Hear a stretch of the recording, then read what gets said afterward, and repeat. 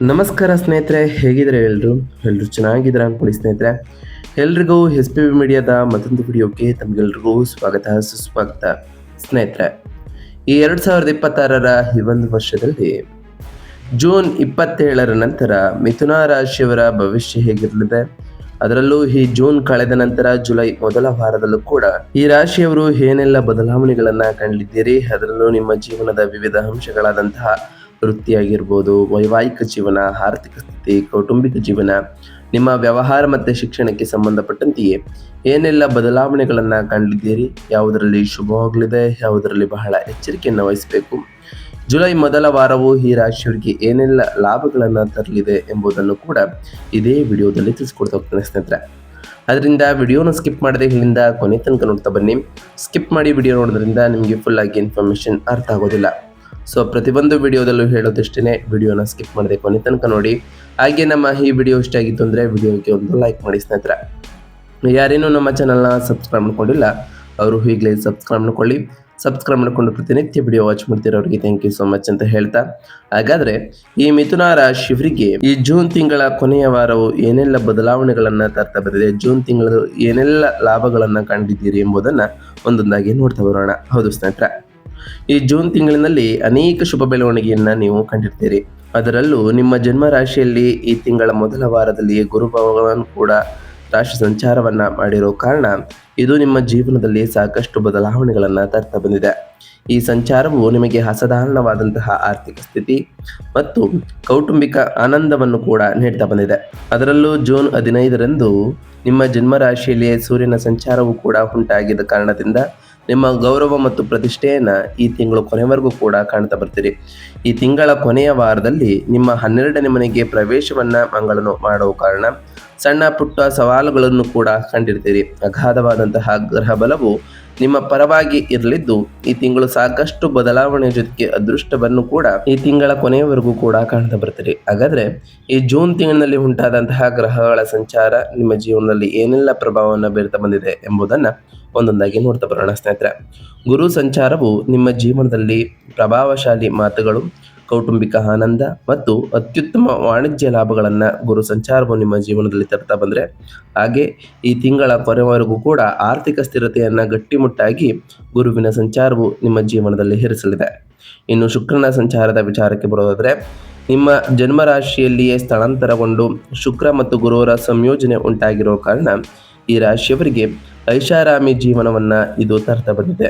ಹಾಗೆ ಆಕರ್ಷಕ ಮಾತುಗಾರಿಕೆಯು ಕೂಡ ಈ ರಾಶಿಯವರಿಗೆ ಎದುರಾಗಲಿದೆ ಅಂತಲೇ ಹೇಳ್ಬೋದು. ಇನ್ನು ಸೂರ್ಯನ ಸಂಚಾರದ ಸಮಯದಲ್ಲಿ ನಿಮ್ಮ ಜನ್ಮ ರಾಶಿಯಲ್ಲಿ ಮಿಥುನ ರಾಶಿಗೆ ಪ್ರವೇಶವನ್ನು ಮಾಡಿರ್ತಕ್ಕಂತಹ ಸೂರ್ಯನು ನಿಮ್ಮ ಗುಣಗಳನ್ನು ಹೆಚ್ಚು ಮಾಡಲಿದ್ದು ಮತ್ತು ಸಾರ್ವಜನಿಕ ವ್ಯವಹಾರಗಳಲ್ಲಿ ಯಶಸ್ಸನ್ನು ಸೂರ್ಯನ ಸಂಚಾರದಿಂದ ಕಾಣ್ತಾ ಬರ್ತೀರಿ. ಇನ್ನು ಬುಧ ಗ್ರಹದ ವಿಚಾರಕ್ಕೆ ಬರೋದಾದರೆ, ಬುಧನು ಜೂನ್ 22ರವರೆಗೆ ತನ್ನದೇ ಆದ ರಾಶಿಯಲ್ಲಿ ಇದ್ದ ಕಾರಣದಿಂದ ಬಲವಾಗಿ ನೆಲೆಸಿ ಚುರುಕಾದಂತಹ ಬುದ್ಧಿಶಕ್ತಿ ಮತ್ತು ತ್ವರಿತ ಸಂವಹನವನ್ನು ಈ ರಾಶಿಯವರಿಗೆ ನೀಡ್ತಾ ಬಂದರೆ ಇದು ಕೂಡ ನಿಮ್ಮ ಜೀವನದಲ್ಲಿ ಆರ್ಥಿಕ ಲಾಭಗಳಿಗೆ ಸಾಕಷ್ಟು ಅನುಭವವನ್ನು ಮಾಡಿಕೊಡ್ತಾ ಬಂದಿದೆ. ಇನ್ನು ಮಂಗಳ ಗ್ರಹದ ವಿಚಾರಕ್ಕೆ ಬರೋದಾದರೆ, ಮಂಗಳನು ಈ ತಿಂಗಳ ಕೊನೆಯ ವಾರದಲ್ಲಿ ಸಾಕಷ್ಟು ಪ್ರಭಾವವನ್ನು ನಿಮ್ಮ ಜೀವನದಲ್ಲಿ ತರ್ತಾ ಬರ್ತಾರೆ ಅಂತಲೇ ಹೇಳ್ಬೋದು. ಹಠಾತ್ ಖರ್ಚುಗಳು ಎದುರಾಗುವಂತಹ ಸಾಧ್ಯತೆ ಇರಲಿದೆ. ಹಾಗೆ ನಿದ್ರೆಯ ಸಮಸ್ಯೆಗಳನ್ನು ಕೂಡ ಮಂಗಳನ ಸಂಚಾರ ಪ್ರಚೋದಿಸಬಹುದು ಅಂತಲೇ ಹೇಳ್ಬೋದು. ಇನ್ನು ಶನಿ ಗ್ರಹದ ವಿಚಾರಕ್ಕೆ ಬರೋದಾದರೆ, ನಿಮ್ಮ ಕರ್ಮಸ್ಥಾನದಲ್ಲಿ ಶನಿಯು ನೆಲೆಸಿರುವುದರಿಂದ ಶನಿಯು ನಿರಂತರ ಪ್ರಯತ್ನಗಳು, ಕ್ರಮಬದ್ಧವಾದಂತಹ ಕಾರ್ಯನಿರ್ವಹಣೆ ಹಾಗೂ ಹೆಚ್ಚಿನ ವೃತ್ತಿಪರ ಜವಾಬ್ದಾರಿಗಳನ್ನು ಶನಿಯು ಬಯಸಲಿದ್ದಾರೆ. ಇದರಿಂದ ಸಾಕಷ್ಟು ಬದಲಾವಣೆಗಳ ಜೊತೆಗೆ ನಿಮ್ಮ ಜವಾಬ್ದಾರಿಯು ಕೂಡ ಹೆಚ್ಚಾಗಲಿದೆ. ಒಟ್ಟಾರೆಯಾಗಿ ಸಾಕಷ್ಟು ಬದಲಾವಣೆಗಳನ್ನು ಈ ಜೂನ್ ತಿಂಗಳಿನಲ್ಲಿ ಕಂಡಿರ್ತೀರಿ. ಹಾಗಾದರೆ ಈ ರಾಶಿಯವರಿಗೆ ವೃತ್ತಿ ಮತ್ತು ಉದ್ಯೋಗದಲ್ಲಿ ಏನೆಲ್ಲ ಬದಲಾವಣೆಗಳು ಆಗಲಿದೆ ಅನ್ನೋದರ ವಿಚಾರಕ್ಕೆ ಬರೋದಾದರೆ, ನಿಮ್ಮ 10ನೇ ಮನೆಯಲ್ಲಿ ಶನಿಯ ಸಂಚಾರ ಇದ್ದ ಕಾರಣದಿಂದ ಈ ರಾಶಿಯವರಿಗೆ ವೃತ್ತಿಯಲ್ಲಿ ಬಹಳಷ್ಟು ಶ್ರಮವನ್ನು ಹಾಕಿರ್ತೀರಿ. ಅದಕ್ಕೆ ತಕ್ಕಂತಹ ಪ್ರತಿಫಲ ಈ ಸಮಯದಲ್ಲಿ ನಿಮಗೆ ಸಿಗ್ತಾ ಬರ್ತದೆ. ನಿಮ್ಮ ವೃತ್ತಿಯ ಅಧಿಪತಿ ಗುರು ಕೂಡ ಉಚ್ಚ ಸ್ಥಾನವನ್ನು ಈ ತಿಂಗಳ ಮೊದಲ ವಾರದಲ್ಲಿ ಪ್ರವೇಶವನ್ನು ಮಾಡಿರೋ ಕಾರಣ ಇದು ನಿಮಗೆ ಬಡ್ತಿ ಮತ್ತು ವೇತನ ಹೆಚ್ಚಳವನ್ನು ನಿರೀಕ್ಷಿಸುತ್ತಿರುವಗೆ ಅತ್ಯಂತ ಸೂಕ್ತವಾದಂತಹ ಸಮಯವನ್ನು ನೀಡ್ತಾ ಬರ್ತದೆ. ಅದರಲ್ಲೂ ನಿಮ್ಮ ಜನ್ಮ ರಾಶಿಯಲ್ಲಿ ಸೂರ್ಯನ ಸಂಚಾರವೂ ಕೂಡ ಈ ತಿಂಗಳ ಮೊದಲ 15 ದಿನಗಳಲ್ಲಿ ಉಂಟಾಗಿರೋ ಕಾರಣ ನಿಮ್ಮ ವೃತ್ತಿಪರ ಆತ್ಮವಿಶ್ವಾಸವನ್ನು ಇದು ಉತ್ತುಂಗಕ್ಕೆ ಏರಿಸಲಿದೆ. ನೀವು ತೆಗೆದುಕೊಳ್ಳುವಂತಹ ನಿರ್ಧಾರಗಳು ದಿಟ್ಟ ಮತ್ತು ರಚನಾತ್ಮಕವಾಗಿ ಇರಲಿದೆ. ಸೂರ್ಯನು ಸ್ವಲ್ಪ ಅಧಿಕಾರದ ಅಹಂಕಾರವನ್ನು ಈ ರಾಶಿಯವರ ಜೀವನದಲ್ಲಿ ಸ್ವಲ್ಪ ಬೆಳೆಸ್ಬೋದು. ಅದರಿಂದ ಸಹೋದ್ಯೋಗಿಗಳೊಂದಿಗೆ ವಿನಯದಿಂದ ವರ್ತಿಸುವುದನ್ನು ಈ ರಾಶಿಯವರು ಅಭ್ಯಾಸ ಮಾಡಿಕೊಳ್ಬೇಕಾಗುತ್ತದೆ. ಇನ್ನು ಜೂನ್ 21ರಂದು, ಅದರಲ್ಲೂ ಈ ತಿಂಗಳ ಕೊನೆಯ ವಾರದಲ್ಲಿ ಮಂಗಳನು 12ನೇ ಮನೆಗೆ ಹೋದಾಗ ಕಂಪನಿಯ ಕೆಲಸಗಳಿಗಾಗಿ ನೀವು ದೂರದ ಪ್ರಯಾಣವನ್ನು ಕೂಡ ಮಾಡಬೇಕಾಗ್ಬೋದು. ಹಾಗೆ ಈ ಜೂನ್ 27ರ ನಂತರ ಬಹಳಷ್ಟು ಬದಲಾವಣೆಗಳ ಜೊತೆಗೆ ಬುಧ ಗುರುವಿನ ಸಂಚಾರವು ನಿಮ್ಮ ಜೀವನದಲ್ಲಿ ಒಂದಿಷ್ಟು ಸಕಾರಾತ್ಮಕ ಬದಲಾವಣೆಗಳನ್ನು ಈ ಜುಲೈ ಮೊದಲ ವಾರದಲ್ಲೂ ಕೂಡ ತರಲಿದೆ ವೃತ್ತಿ ಜೀವನದ ವಿಚಾರದಲ್ಲಿ. ಇನ್ನು ವ್ಯಾಪಾರ ಮತ್ತು ಸ್ವಯಂ ಉದ್ಯೋಗದ ವಿಚಾರಕ್ಕೆ ಬರೋದಾದರೆ, ವ್ಯಾಪಾರಸ್ಥರಿಗೆ ನಿಜಕ್ಕೂ ಸಾಕಷ್ಟು ಬದಲಾವಣೆಗಳನ್ನು ತಂದಂತಹ ತಿಂಗಳು ಅಂತಲೇ ಹೇಳ್ಬೋದು. ನಿಮ್ಮ ವ್ಯಾಪಾರ ಮತ್ತು ವೃತ್ತಿ ಸ್ಥಾನದ ಅಧಿಪತಿ ಗುರುವು ಮೊದಲ ವಾರದಲ್ಲಿ 2ನೇ ಮನೆಗೆ ಪ್ರವೇಶವನ್ನು ಮಾಡಿರೋ ಕಾರಣ, ಇದು ನಿಮ್ಮ ಧನಸ್ಥಾನದಲ್ಲಿ ಇದ್ದ ಕಾರಣದಿಂದ ವ್ಯಾಪಾರ ಅದ್ಭುತವಾಗಿ ನಿಮಗೆ ಕೆಲಸವನ್ನು ಮಾಡ್ತಾ ಬಂದಿದೆ. ಹೊಸ ವ್ಯಾಪಾರ ಒಪ್ಪಂದಗಳು ಹೆಚ್ಚು ಲಾಭದಾಯಕವಾಗಿ ನಿಮಗೆ ಪರಿಣಮಿಸಲಿದ್ದು, ಶುಕ್ರನು ಗುರುವಿನೊಂದಿಗೆ ಸಂಯೋಜನೆಯನ್ನು ಮಾಡಿಕೊಂಡಿರೋ ಕಾರಣ ಕಲೆ, ಫ್ಯಾಷನ್, ಆಹಾರ, ಆತಿಥ್ಯ ಮತ್ತು ಸಂವಹನ ಕ್ಷೇತ್ರಗಳಲ್ಲಿ ಕೆಲಸ ಮಾಡ್ತಿರೋರಿಗೆ ಅತ್ಯುತ್ತಮವಾದಂತಹ ಲಾಭಗಳನ್ನು ಕಾಣ್ತಾ ಬರ್ತೀರಿ. ಅದರಲ್ಲೂ ನಿಮ್ಮ ಆಕರ್ಷಕ ಪ್ರವೃತ್ತಿ, ಬ್ರ್ಯಾಂಡಿಂಗ್ ಮೂಲಕ ನೀವು ಹೊಸ ಗ್ರಾಹಕರನ್ನು ಸುಲಭವಾಗಿ ಸೆಳೆದುಕೊಂಡು ಹೋಗ್ತೀರಿ. ಪಾಲುದಾರಿಕೆ ವ್ಯವಹಾರಗಳು ಅತ್ಯಂತ ಸಹಕಾರಯುತವಾಗಿ ಪ್ರಗತಿಯನ್ನು ತರಲಿದ್ದು, ಈ ಜೂನ್ 27ರ ನಂತರವೂ ಕೂಡ ನಿಮ್ಮ ವ್ಯಾಪಾರವು ಗುರುವಿನ ಬೆಂಬಲದೊಂದಿಗೆ ಬುಧನ ಸಂಚಾರದ ಜೊತೆಗೆ ಸಾಕಷ್ಟು ಮುನ್ನಡೆಯನ್ನು ಕಾಣ್ತಾ ಬರ್ತಿದೆ ಜುಲೈ ಮೊದಲ ವಾರದಲ್ಲಿ. ಹಾಗಾದರೆ ಈ ರಾಶಿಯವರ ಆರ್ಥಿಕ ಸ್ಥಿತಿ ಮತ್ತು ಸಂಪತ್ತಿನ ವಿಚಾರಕ್ಕೆ ಬರುವುದಾದರೆ, ಆರ್ಥಿಕವಾಗಿ ಹೇಳೋದಾದರೆ, ಗುರುವು ಆಲ್ರೆಡಿ ಈ ಮೊದಲು ಹೇಳಿದಂತೆ ಮೊದಲ ವಾರದಲ್ಲಿ ಸಂಚಾರವನ್ನು ಮಾಡಿರೋ ಕಾರಣ ಇದು ಆರ್ಥಿಕ ಯೋಗವನ್ನು ಇನ್ನಷ್ಟು ಸೃಷ್ಟಿ ಮಾಡಲಿದ್ದು, ನೀವು ಆರ್ಥಿಕವಾಗಿ ಏರಿಳಿತಗಳು ಸಂಪೂರ್ಣವಾಗಿ ಮಾಯ ಆಗ್ತಾ ಹೋಗ್ತದೆ. ಅದರಲ್ಲೂ ನಿಮ್ಮ ಬ್ಯಾಂಕ್ ಬ್ಯಾಲೆನ್ಸ್ ಗಮನಾರ್ಹವಾಗಿ ಬೆಳೆಯಲಿದ್ದು, ಇಂದಿನ ಹೂಡಿಕೆಗಳು ಉತ್ತಮವಾದ ಲಾಭಗಳನ್ನು ನಿಮಗೆ ನೀಡಲಿದ್ದು, ಮೃದುವಾದ ಮಾತುಗಳಿಂದ ದೀರ್ಘಕಾಲದಿಂದ ಬಾಕಿ ಉಳಿದಿರುವಂತಹ ಹಣವನ್ನು ಸುಲಭವಾಗಿ ವಸೂಲಿ ಮಾಡ್ತಾ ಬರ್ತೀರಿ. ಇನ್ನು ನಿಮ್ಮ ಲಾಭಾಧಿಪತಿಯಾದಂತಹ ಮಂಗಳನು ಕೂಡ 12ನೇ ಮನೆಗೆ ಬದಲಾದಾಗ ಸ್ವಲ್ಪ ಎಚ್ಚರಿಕೆಯ ಅಗತ್ಯವನ್ನು ತರ್ತಾ ಬಂದರೆ, ಮನೆಯಲ್ಲಿನ ಶುಭ ಸಮಾರಂಭ ಅಥವಾ ವಾಹನ ದುರಸ್ತಿಗಳಿಗಾಗಿ ಅನಿರೀಕ್ಷಿತವಾಗಿ ಹಣ ಖರ್ಚಾಗ್ಬೋದು ಸ್ನೇಹಿತರೆ. ಈ ಕೊನೆಯ ವಾರದಲ್ಲೂ, ಅದರಲ್ಲೂ ಈ ಜೂನ್ 27ರ ನಂತರ ಅನಗತ್ಯವಾದಂತಹ ಖರ್ಚುಗಳಿಗೆ ಕಡಿವಾಣ ಹಾಕುವ ಮೂಲಕ ನಿಮ್ಮ ಆರ್ಥಿಕ ಪರಿಸ್ಥಿತಿಯನ್ನು ದೋಷರಹಿತವಾಗಿ ಕಾಪಾಡಿಕೊಳ್ಬೋದು. ಏಕೆಂದರೆ ಮಂಗಳನ ಸಂಚಾರವು ನಿಮ್ಮ ಹಣಕಾಸಿನ ವಿಚಾರದಲ್ಲಿ ಒಂದಿಷ್ಟು ಪ್ರಭಾವವನ್ನು ಈ ಟೈಮ್ನಲ್ಲಿ, ಅದರಲ್ಲೂ ಈ ಕೊನೆಯ ವಾರದಲ್ಲಿ ಬೀರ್ತಾ ಬರ್ತದೆ ಅಂತಲೇ ಹೇಳ್ಬೋದು. ಇನ್ನು ಆರೋಗ್ಯ ಮತ್ತು ಯೋಗಕ್ಷೇಮದ ವಿಚಾರಕ್ಕೆ ಬರುವುದಾದರೆ, ಆರೋಗ್ಯದಲ್ಲಿ ಈ ತಿಂಗಳು ಮೊದಲ ವಾರದಲ್ಲಿಯೇ ಉತ್ಸಾಹಭರಿತ ಮತ್ತು ಚೈತನ್ಯಶೀಲರಾಗಿ ಇರ್ತೀರಿ. ಅದರಲ್ಲೂ ನಿಮ್ಮ ರಾಶಿ ಅಧಿಪತಿ ಬುಧ ಜನ್ಮ ರಾಶಿಯಲ್ಲಿ ಇದ್ದ ಕಾರಣದಿಂದ ಅತ್ಯುತ್ತಮವಾದಂತಹ ದೈಹಿಕ ಶಕ್ತಿಯನ್ನು ಕೂಡ ಇದು ಖಾತರಿಪಡಿಸ್ತದೆ. ಸೂರ್ಯನು ನಿಮ್ಮ ರಾಶಿಯನ್ನು ಪ್ರವೇಶವನ್ನು ಮಾಡಿದಾಗ, ಅಂದರೆ 15 ದಿನಗಳ ಆದ ನಂತರ, ಈ ಜೂನ್ 15ರ ನಂತರ ದೇಹದಲ್ಲಿ ಉಷ್ಣತೆ ಹೆಚ್ಚಾಗಿರ್ಬೋದು. ಸಾಂದರ್ಭಿಕವಾಗಿ ತಲೆನೋವು, ಕಣ್ಣಿನ ಆಯಾಸಕ್ಕೆ ಇದು ಬಹಳಷ್ಟು ಕಾರಣವಾಗಿರ್ತದೆ. ಇನ್ನು ಮಂಗಳನ ಸಂಚಾರವು ನಿದ್ರಾಹೀನತೆ ಮತ್ತು ಮಾನಸಿಕ ಬಳಲಿಕೆಯನ್ನು ಈ ಟೈಮ್ನಲ್ಲಿ ಪ್ರಚೋದಿಸೋ ಕಾರಣ, ಚಾಲನೆಯನ್ನು ಮಾಡುವಾಗ, ಅದರಲ್ಲೂ ವಾಹನವನ್ನು ಚಾಲನೆ ಮಾಡುವಾಗ, ಪ್ರಯಾಣಿಸುವಾಗ ಎಚ್ಚರಿಕೆಯನ್ನು ವಹಿಸಿ ಸಮಯಕ್ಕೆ ಸರಿಯಾಗಿ ನಿದ್ರಿಸುವುದು, ತಂಪಾದ ಆಹಾರ ಪದಾರ್ಥಗಳನ್ನು ಸೇವಿಸುವುದು ಈ ರಾಶಿಯವರಿಗೆ ಹೆಚ್ಚು ಪ್ರಯೋಜನಕಾರಿಯಾಗಿರಲಿದೆ. ಇನ್ನು ಈ ರಾಶಿಯವರ ಕುಟುಂಬ ಮತ್ತು ವೈಯಕ್ತಿಕ ಸಂಬಂಧಗಳ ವಿಚಾರಕ್ಕೆ ಬರುವುದಾದರೆ, ಸಂಬಂಧದ ವಿಚಾರದಲ್ಲೂ ಕೂಡ ಬಹಳ ಮಧುರವಾದ ಕ್ಷಣಗಳನ್ನು ಈ ತಿಂಗಳಿನಲ್ಲಿ ಕಂಡಿರ್ತೀರಿ. ಅದರಲ್ಲೂ ಈ ಮೊದಲೇ ಹೇಳಿದಂತೆ ಉಚ್ಚ ಸ್ಥಾನದಲ್ಲಿ ಗುರು ಮತ್ತು ಶುಕ್ರನ ಸಂಚಾರವು ಸಂಯೋಜನೆ ಆಗಿರೋ ಕಾರಣ ನಿಮ್ಮ ಮನೆಯಲ್ಲಿ ಹಬ್ಬದ ವಾತಾವರಣವನ್ನು ಇದು ತರಲಿದೆ. ಕುಟುಂಬ ಸದಸ್ಯರೊಂದಿಗಿನ ನಿಮ್ಮ ಬಾಂಧವ್ಯವು ಇನ್ನಷ್ಟು ಬಲಗೊಳ್ಳಲಿದ್ದು, ನಿಮ್ಮ ಮಾತುಗಳಲ್ಲಿನ ಅಪಾರ ಪ್ರೀತಿಯು ಹಿಂದಿನ ತಪ್ಪು ಗ್ರಹಿಕೆಗಳನ್ನು ಸಂಪೂರ್ಣವಾಗಿ ಕರಗಿಸ್ತಾ ಬರ್ತದೆ.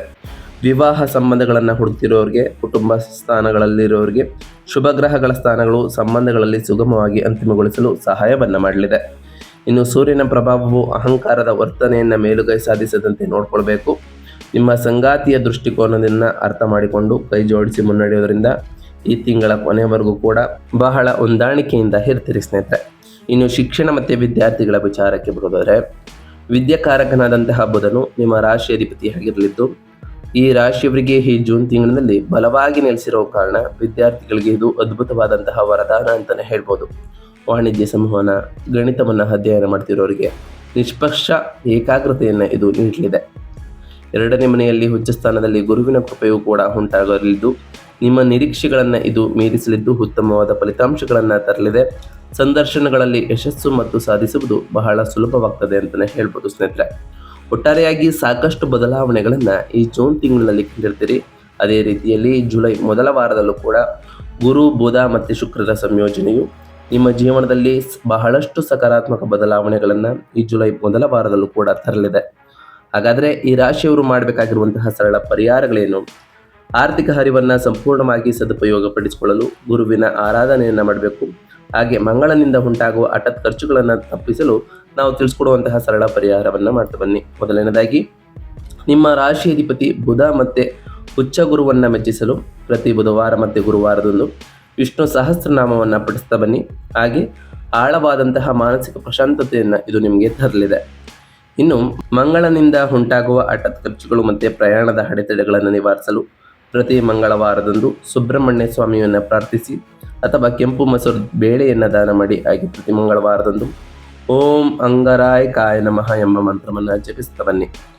ಹಾಗೆ ಸೂರ್ಯನಿಂದ ಉಂಟಾಗುವ ದೇಹದ ಉಷ್ಣತೆಯನ್ನು ನಿಯಂತ್ರಿಸಲು, ಸಾಮಾಜಿಕ ಗೌರವವನ್ನು ಕಾಪಾಡಿಕೊಳ್ಳಲು ಬೆಳಗ್ಗೆ ಆದಿತ್ಯ ಹೃದಯ ಸ್ತೋತ್ರವನ್ನು ಕೇಳುತ್ತಾ ಸೂರ್ಯ ನಮಸ್ಕಾರವನ್ನು ಮಾಡಿ ಸೂರ್ಯ ದೇವರಿಗೆ ನೀರನ್ನು ಆರ್ಘ್ಯದ ರೂಪದಲ್ಲಿ ಸಲ್ಲಿಸ್ತಾ ಬನ್ನಿ.